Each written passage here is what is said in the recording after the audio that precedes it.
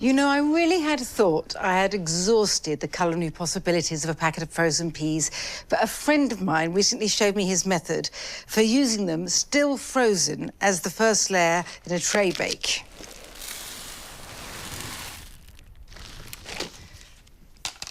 Takes a leap of faith, but go with it. With the peas, I want the gentle allium savouriness of leeks. Sliced. This is so relaxing, easy to make, cosy to eat.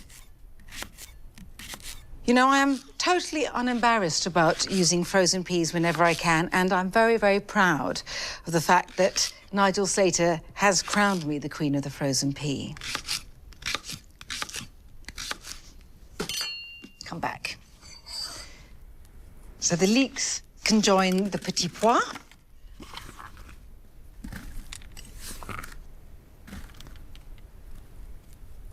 And now 2 fat cloves of garlic. So everything goes straight into the pan.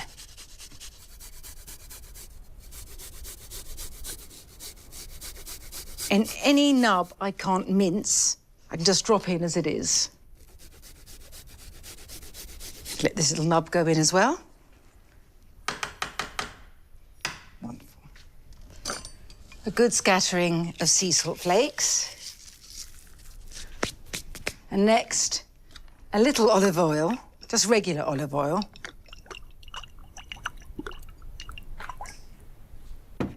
And a splosh of dry white vermouth.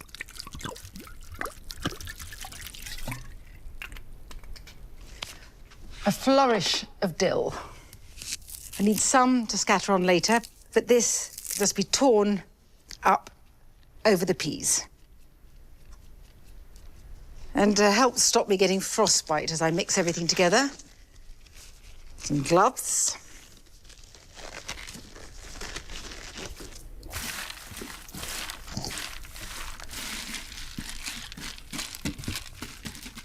And this being a chicken and pea tray bake, I need my chicken. Thighs for me. As the peas cook, they grow duller in colour, certainly, but so much more vibrant in flavour.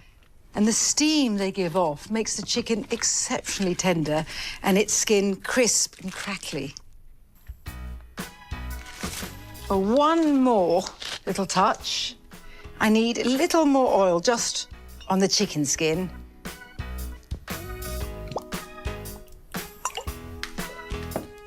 And ditto with the sea salt.